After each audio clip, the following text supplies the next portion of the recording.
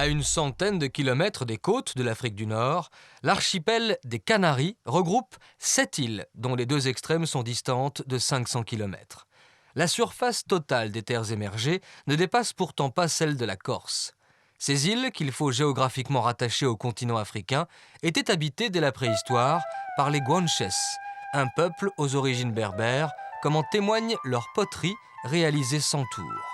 Après avoir résisté jusqu'au XVe siècle, les Guanches capituleront devant l'Espagne, propriétaire encore aujourd'hui de cette parcelle d'Europe qui sortit de l'océan au terme d'éruptions volcaniques successives. Beaucoup de scientifiques se passionnent pour les Canaries, notamment les botanistes qui ont recensé ici 786 espèces végétales, dont 238 sont endémiques. Terre fertile et température constante ont favorisé certaines cultures, mais l'économie de l'archipel est surtout étroitement liée au développement du tourisme qui a modelé et parfois transformé le littoral des îles. Le secteur touristique assure à lui seul plus de la moitié des ressources des Canaries.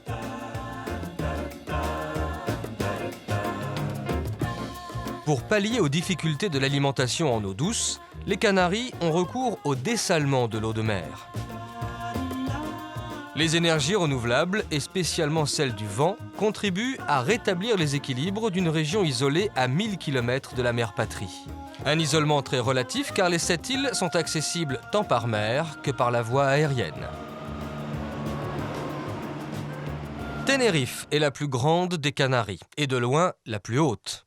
À plus de 3700 mètres, le TID est d'ailleurs le point culminant de toute l'Espagne. Sur la roche volcanique dénudée, Santa Cruz de Tenerife surprend par ses lignes cubistes. La ville bénéficiera pendant 2 siècles du statut de capitale des Canaries, servie par un port où tous les bateaux faisaient escale sur la route des Amériques.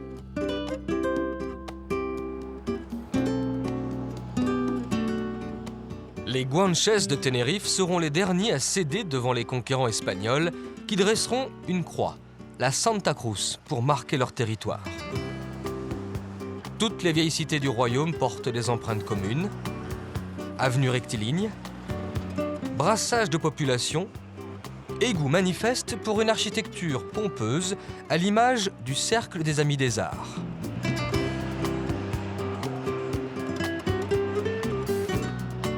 L'église baroque de San Francisco marque le triomphe de la courbe sur l'austérité du musée des Beaux-Arts.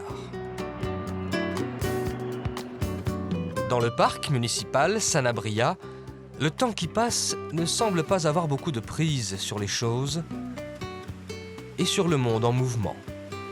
De toute façon, toujours à refaire. Au sud de la laguna, la forêt de la Esperanza est un sanctuaire pour le pin des Canaries. Un conifère qui a survécu en milieu volcanique grâce à son cœur très dur. On reconnaît l'espèce aux longues aiguilles réunies par bouquets pour mieux capter l'humidité.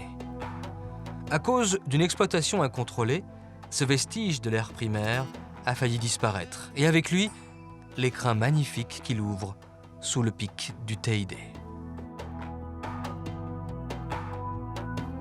Le parc national du Teide englobe une caldeira, un ancien cratère effondré. Près du cône enneigé plus récent, l'observatoire n'est pas gêné par une activité volcanique ralentie depuis 2 siècles. Cette caldeira est une des plus vastes de la planète puisqu'elle forme un cercle dont le diamètre atteint 17 km. Le mouvement figé des coulées de lave et les nuances irréelles des oxydes métalliques complètent la magie d'un endroit assez facile d'accès. Le fond de la caldeira se situe pourtant à 2000 mètres d'altitude, c'est-à-dire pas grand-chose pour Juan Aznares. Nous sommes sur le lieu appelé les Tours de Garcia.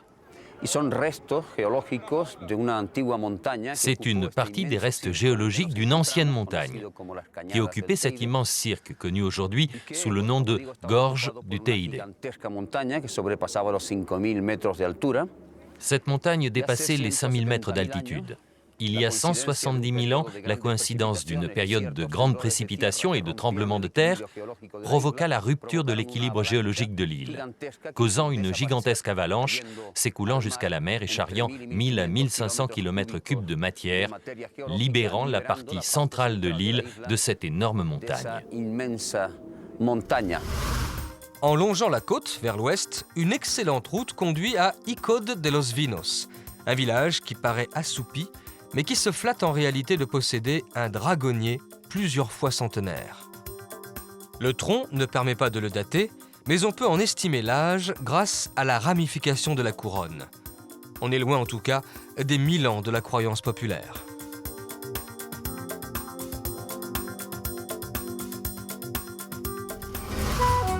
À Santa Cruz de Tenerife, fin février, début mars, un événement met la ville sens dessus-dessous. 4 semaines durant, on se joue des apparences en inversant les rôles, en changeant de peau et en révélant des penchants nouveaux. C'est le carnaval. Comme le veut la tradition, la fanfare des clowns ouvre le cortège.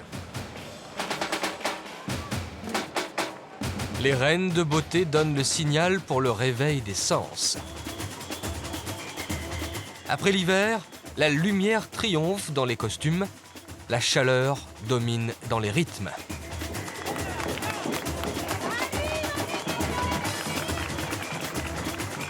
Une invraisemblable galerie de portraits rassemble des personnages mythiques plus vrais que nature. La police veille, et le télescopage des civilisations et des continents se fait tout en harmonie. C'est super! Juste après Rio, les connaisseurs situent le carnaval de Santa Cruz de Tenerife au 2e rang mondial pour son importance et pour son retentissement.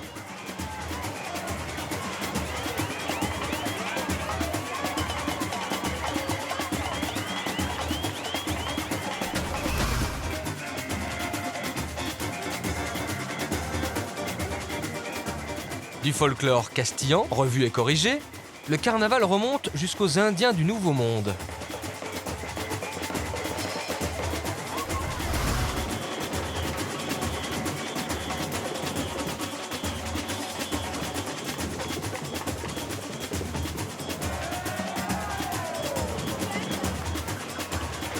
Le carnaval se termine la nuit du mercredi des Cendres, un jour du calendrier liturgique où l'on ne mange pas de viande, mais du poisson.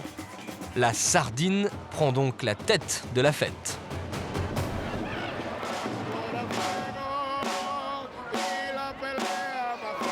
Cette dernière nuit repousse les ultimes limites. La religion et le clergé sont tournés en dérision. Les veuves sont trop joyeuses pour être honnêtes. Mais la dernière heure de la sardine a sonné. On l'emmène en cortège.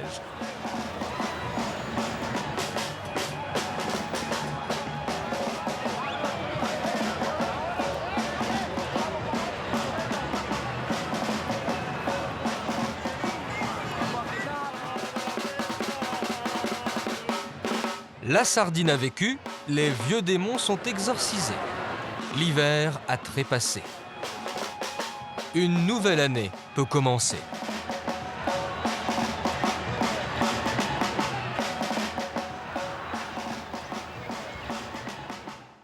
L'île de la Gomera est la plus proche de Tenerife. Elle adopte la forme d'un cône presque parfait dont le sommet culmine à 1500 mètres. Lorsqu'on l'aborde par le sud, en longeant les rivages de basalte brut, les origines volcaniques de l'île sautent aux yeux. Mais plus on monte vers le nord, plus la Gomera verdit grâce aux pluies déversées par les alizés. Capitale, San Sebastián.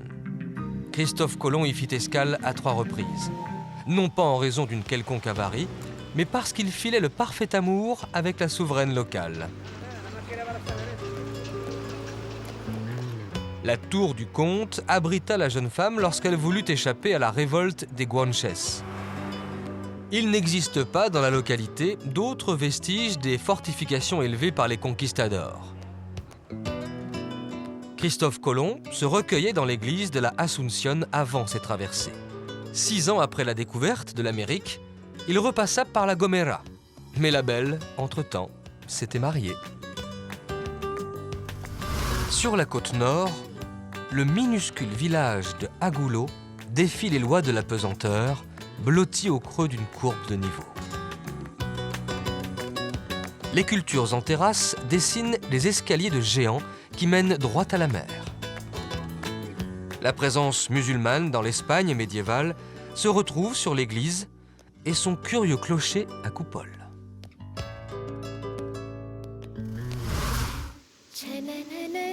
La partie centrale de la Gomera abrite le parc national de Garajonay, classé au patrimoine naturel mondial par l'UNESCO.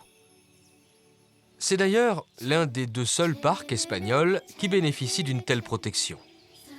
Certaines plantes ne se rencontrent qu'ici. Elles forment toutes un milieu végétal spécifique, tourné vers la récupération de l'eau.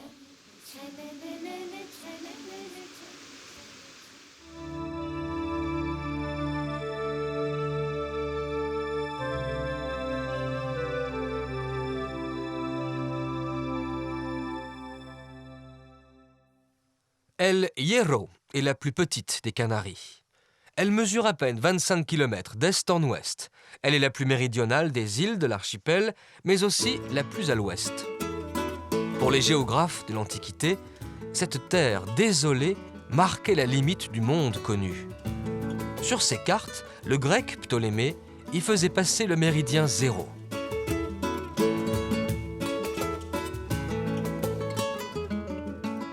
Au nord de l'île, Valverde s'agrippe au relief.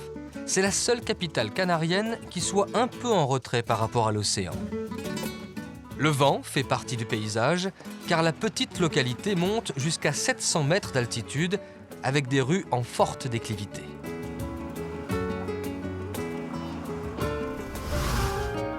En français, El Hierro veut dire le fer, une allusion probable à l'aspect du sol rouillé qui a frappé l'imagination des premiers arrivants.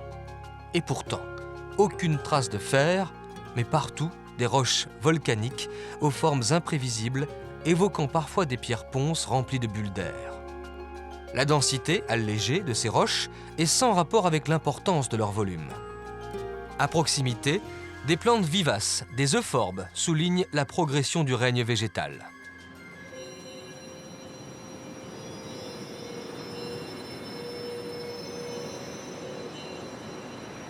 Sur la côte nord, le village de Las Puntas se félicite d'échapper aux vagues puissantes et de posséder le Punta Grande, honoré par le livre des records au titre de « plus petit hôtel du monde ». La Palma, plus exactement San Miguel de la Palma, a pris la forme d'un cœur étiré sur 50 km du nord au sud. La capitale s'appelle Santa Cruz et comme à Tenerife, la ville a prospéré grâce au port et aux chantiers navals.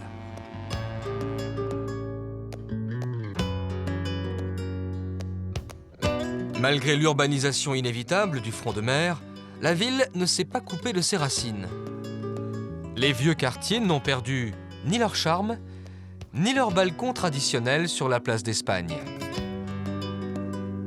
L'église d'El Salvador et l'hôtel de ville évoquent tous deux un XVIe siècle florissant.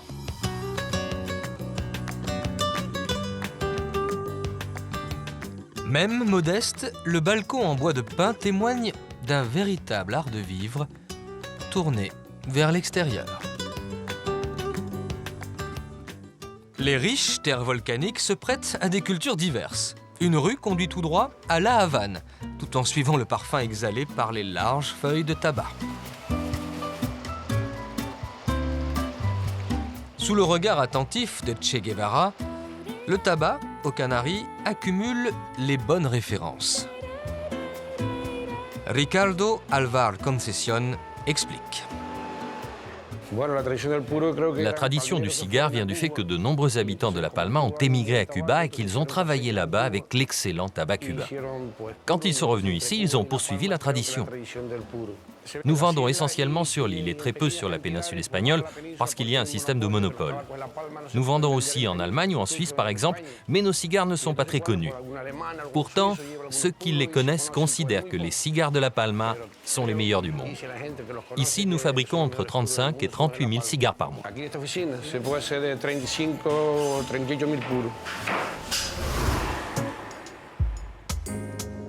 La randonnée au départ de Los Canarios est un bon moyen de découvrir l'extrême sud de La Palma, la Punta de Fuencaliente qui prolonge deux petits volcans endormis.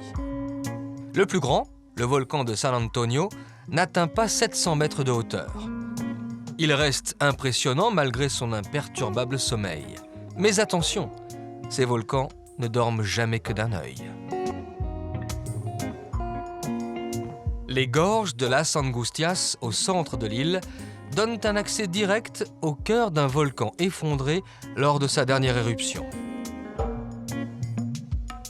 Le cratère béant, 9 km de diamètre, accueille le parc national de la Caldera de Taburiente et sa végétation tourmentée.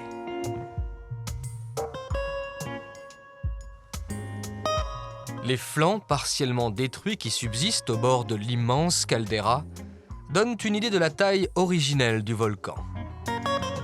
Les falaises tutoient les nuages en approchant ou en dépassant les 2000 mètres d'altitude.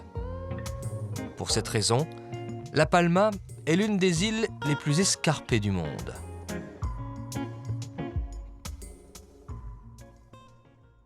L'île de la Grande Canarie adopte la forme d'un rond-point en plein centre de l'archipel. Pour en faire le tour, il faut tout de même parcourir 240 km, dont la capitale, Las Palmas, est le prologue naturel. Les activités portuaires expliquent, une fois de plus, le développement de la ville. Les premiers colons ont été frappés par le nombre de chiens, canis en latin, qui pourrait être à l'origine du nom Canaries. Mais ce n'est qu'une hypothèse.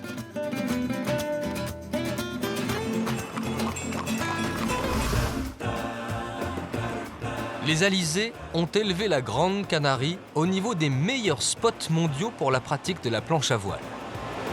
Plusieurs épreuves de championnat du monde s'y sont déjà déroulées. L'île occupe d'ailleurs la première place dans l'archipel en matière de sport nautique.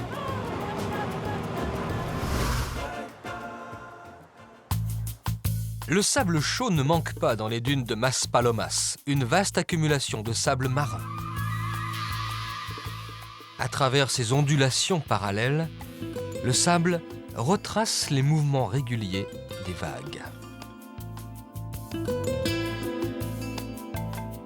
En suivant le tracé des barrancos, ces gorges profondes qui conduisent vers les sommets, on approche le centre de l'île.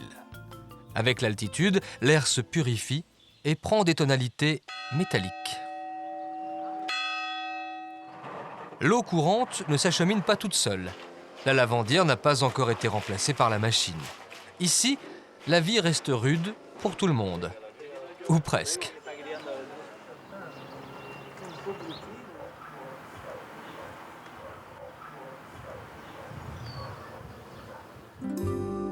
À hauteur de San Bartolomé, les nuages s'effilochent sur les sommets.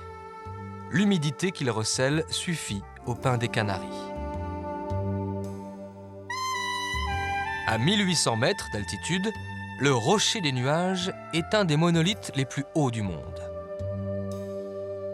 La roche volcanique peut se faire hospitalière. À San José el Camillo, elle réserve des cavités déjà habitées par les Guanches. L'habitat troglodytique présente un grand nombre d'avantages. Ainsi, les boissons y restent fraîches très longtemps.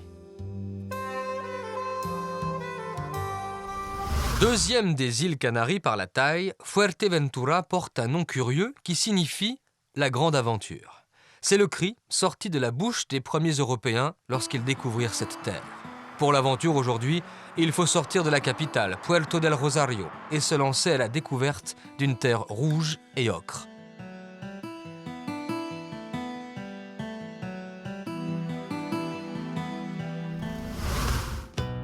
Plusieurs petits cônes volcaniques hérissent la partie centrale de l'île, tout autour d'Antigua, encore une autre capitale fondée au XVe siècle. La région a vu la création de grandes propriétés terriennes malgré la sécheresse. L'eau des nappes phréatiques a pu être exploitée grâce à de nombreux moulins. On distingue les molinos, les moulins mâles, des molinas, les moulins femelles.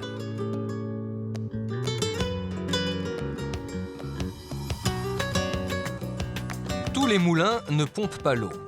Certains utilisent le moindre souffle de vent pour moudre les céréales comme le maïs, dont la farine, le gofio, entre dans la préparation des plats traditionnels. Ce que nous allons préparer est un gâteau pour le goûter qui contient du gofio, de l'huile et du sucre. Nous mettons un peu d'huile d'olive, un demi-verre, de l'eau, du gofio,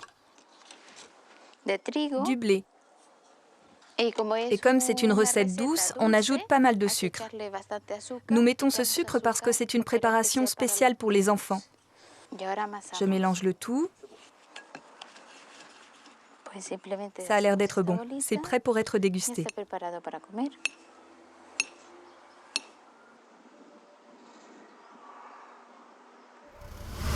Dans le prolongement de Fuerteventura, Lanzarote borne l'archipel au nord et à l'est sur une surface plane, la plus basse des Canaries, mais aride parce que les vents du large y déboulent sans obstacle. Une intense et récente activité volcanique a façonné le paysage. Le sable blanc et la lave noire s'y superposent en un curieux raccourci géologique. L'immobilier touristique, ici soumis au respect de règles esthétiques strictes, se développe en s'intégrant autant que possible au décor naturel. En remontant la côte nord, Lanzarote change d'aspect. L'eau de mer prend d'autres couleurs lorsque le sel s'y concentre. Les salines de Ranubio exercent une activité jadis très répandue dont les conserveries de poissons étaient les principales clientes.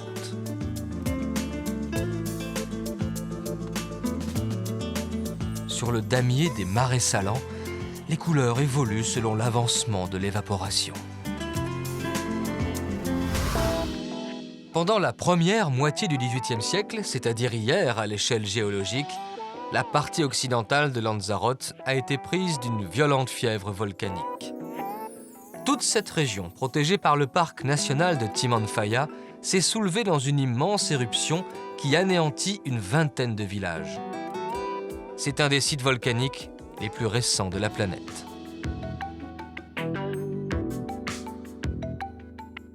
Le chaudron du diable est à peine refroidi.